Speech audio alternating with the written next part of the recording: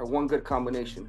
So I know that I told you guys over and over then that I did this to Sudo Ramirez in the ring. I did the same thing to Dmitry Bivol. I'm not trying to be cocky, I'm not trying to be disrespectful, but those are just the facts. You know what I mean? So I'm coming into this 100% confidence already. What I was thinking, right? How could we make a fight even bigger?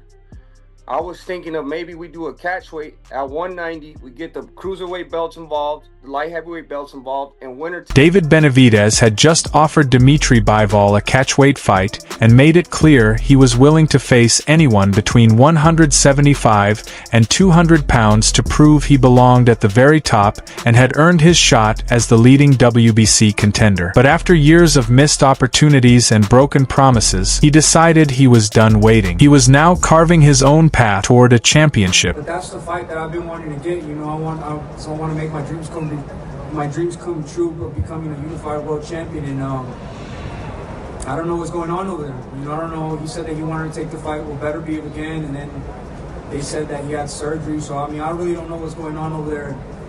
I don't want to wait for nobody anymore. I waited for Canelo, that fight never happened.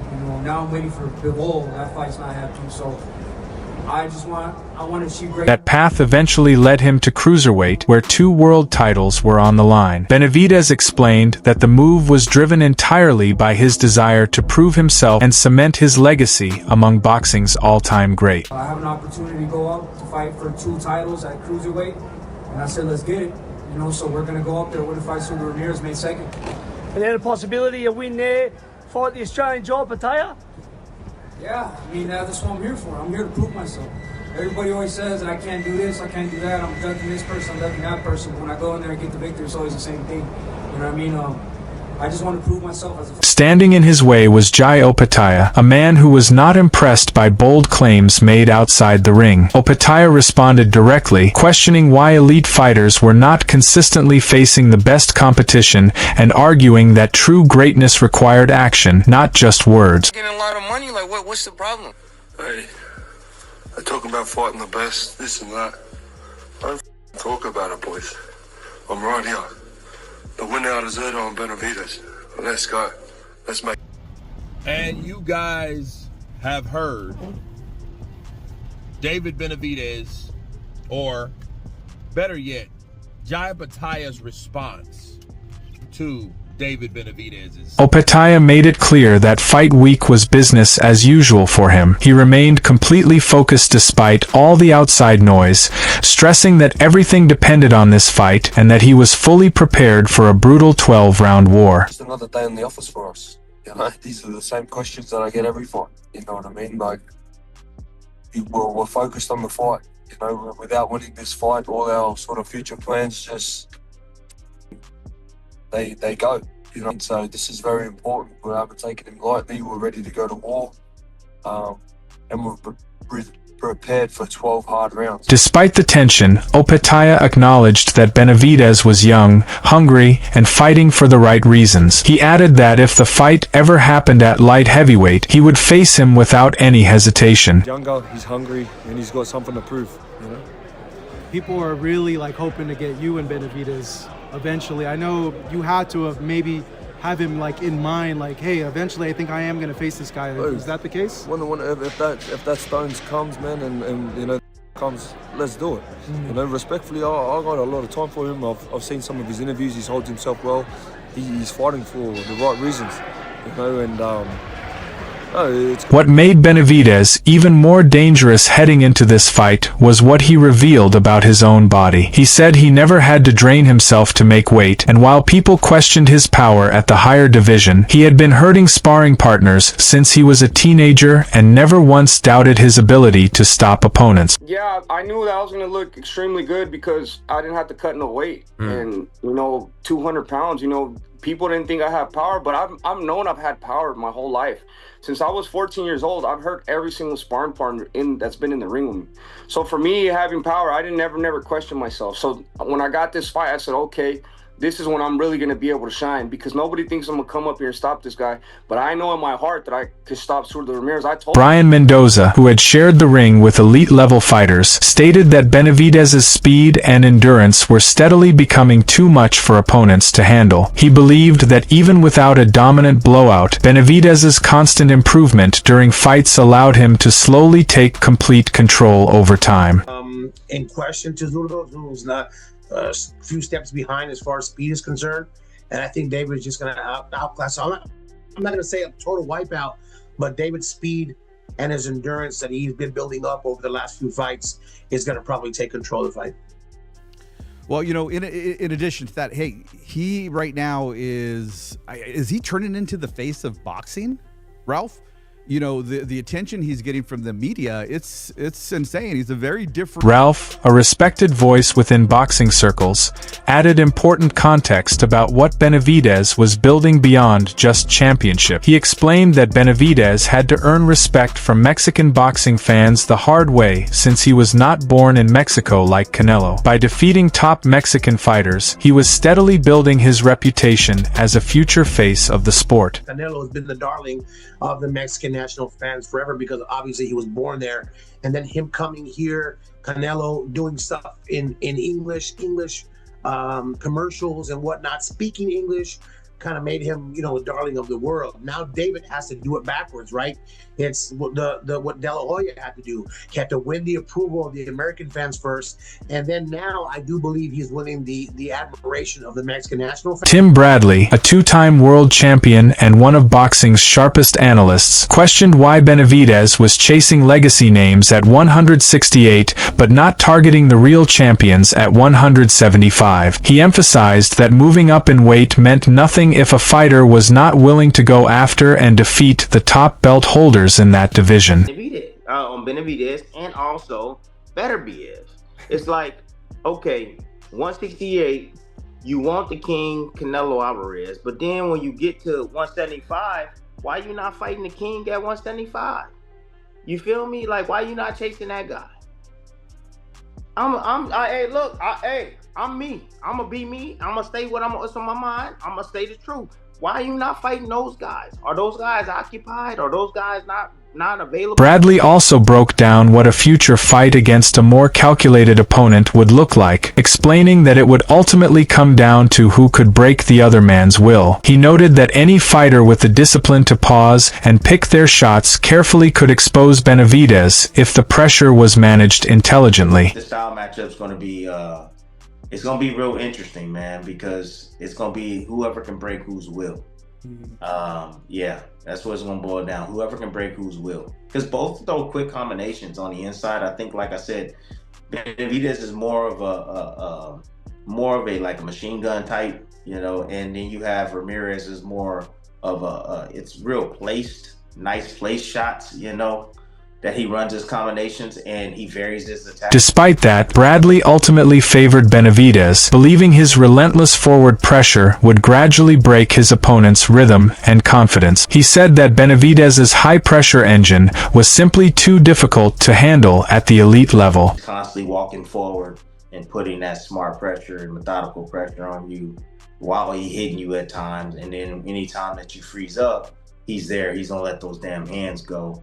And punches and bunches, and once he gets you, you know, reeling in, it's hard to stop him. His confidence starts to build, and then he feels he's gotten you, and then it's all downhill from there, you know. And so I'm going with Benavidez. Roy Jones Jr., a former undisputed champion across 4 weight classes, offered a completely different strategic perspective. He advised that Benavidez should have skipped the Opetaia risk and gone straight for Alexander Usyk while his momentum was at its peak, arguing that taking the bigger fight first would have protected future opportunities while maximizing both legacy and financial reward. Everybody's making these business decisions, Dre. And everybody's doing things the business way, right?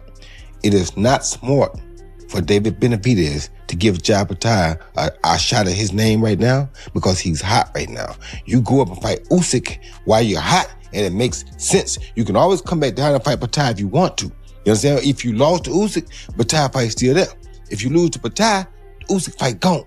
So be smart about this thing. Go take Usyk while the iron is hot. Oscar de la Hoya, a Hall of Fame champion and major promotional figure, described Benavidez as a relentless pressure fighter who overwhelmed opponents with non-stop punch volume. He predicted that the stylistic clash against a more patient opponent would create an unpredictable and highly dangerous fight. Few punches and bunches, but he hits hard, and he has a great chin, right? On the other hand, Benavidez, he's a buzzsaw. He will throw punches and bunches. He will throw 1,000 punches a fight. So styles make fights. I believe that this fight is going to be an action-packed fight right from the start. And I do believe somebody's going to get knocked. De La Hoya went even further, saying the matchup perfectly demonstrated how contrasting styles created the most exciting fights in boxing. He predicted that Benavidez's aggression against a fighter with sharp timing would result in an all-action war that could end at any moment. I believe that this fight is going to be an action-packed fight right from the start. And I do believe somebody's going to get knocked out. Whether it's Benavidez throwing thousands of punches, or whether it's Sudor Ramirez timing Benavidez and throwing one of those haymakers in between the buzzsaw. So it's going to be a great fight. Styles make fights. I guarantee it's going to be a great fight. Andre Dirrell, a former world super middleweight champion, stated that Dmitry Bivol was the final boss in boxing. He explained that Bivol's movement, control of distance, and elite ring IQ made him a nightmare matchup for absolutely anyone, including Benavidez. And Bivol's the final boss because... Absolutely, Bivol's the final boss. Yes, I was already assuming you thought that, but I don't think he can beat Bivol. You know, I don't think there's literally like nothing he can do to get the victory. I ain't saying they ain't gonna be close. What I'm saying is nothing he can do to win. I think Bivol will edge him out as far as moving. You know how David pursues versus how well. Dirrell identified the one real weakness that could haunt Benavidez in that fight: elite footwork. He said smart movers who could avoid exchanges would create serious problems for him, and standing directly in front of Benavidez was the worst possible strategy anyone could choose. 110%. It's only the feet that can beat David, right? And possibly him getting, because he doesn't have a great chin. His chin is good, but it isn't great. I've seen him hurt and down, right? But it's the person with the feet. So it's just like, if he fights Better Beef, then he can catch Better Beef with all of the same shots. But if Better Beef land that shot, and he's an amazing short puncher, David gonna be Taking that analysis even further, Dirrell predicted that Bivol would eventually find his rhythm and begin controlling the action with superior movement and boxing IQ. He explained that as Benavidez continued pressing forward, he would start getting picked apart by cleaner, smarter shots, and that was where the momentum would shift decisively toward Bivol. Right, and that's if Bivol didn't want to move as much and show that he wasn't afraid. Right, and then it's figuring them out too, because you got to get used to that hand speed and that explosiveness in David. But ultimately, after 5-6 rounds, Bivol is going to find his groove, and he's going to box him and force him to have to fight harder and potentially put himself in danger, man. I don't think he's powerful enough to knock him out, but definitely drop him and even stop. Bivol himself was not giving anything away. He made it clear that he was not focused on any specific opponent yet and wanted to return to the ring first before deciding his next move, leaving the door open for a trilogy, a Benavidez fight, or even a move up in weight entirely. To be honest, now I don't care. I wanna come back and then we'll see. Yeah, trilogy. If people want to see it, I would like to show it. If people want to see Benavidez, let's do it. But for my soul also, I wanna come. I wanna move up. I wanna try to another weight class. I wanna have some more achievement. Yes. Maybe the winner weight class, Benavidez versus you. Maybe, yeah. Paulie Malignaggi, a former two-weight world champion, admitted he was surprised that the Benavidez matchup even got finalized given how difficult Bivol was to match. However, he respected Benavidez for accepting every challenge thrown at him without hesitation. The press conference, but I am surprised they put in Xander that early. Listen, Xander will fight anybody. He's that kind of fighter. Super marketable fighter, so that's why I was surprised that they're taking this chance with him a little early. If he wins, he's a megastar. Ennis is one of the best fighters in the sport today. This is a fight I think both of them need, but I think Ennis needed it more because Ennis is a little older. With Zayas, you had time to wait on this kind of risk.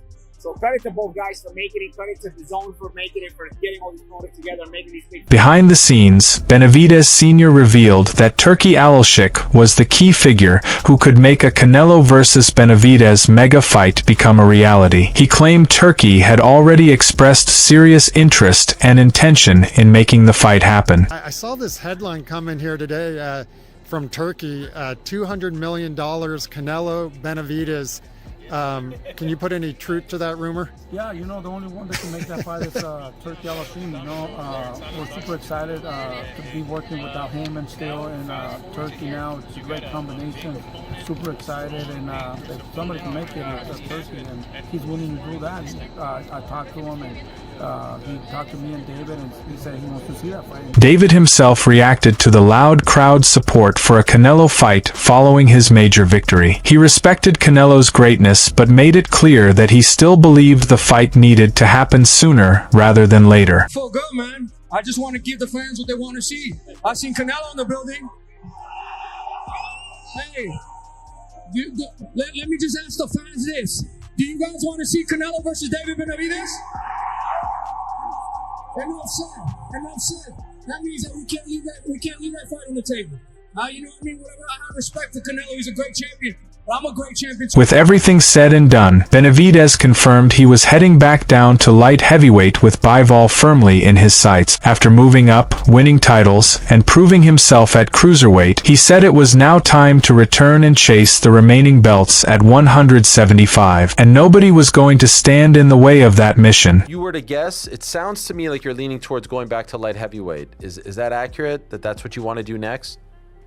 Yeah, 100%. We're going after Dmitry Bivol. Okay, that's it. I told you guys that's what I got. That's what I wanted to do, and just so the fans they have something to look up to. That's look forward to. That's why I give you guys my breakdowns, what I'm trying to do, what are my plans. And I told you guys I was gonna come back down and fight Bivol, and that's exactly what I'm gonna do.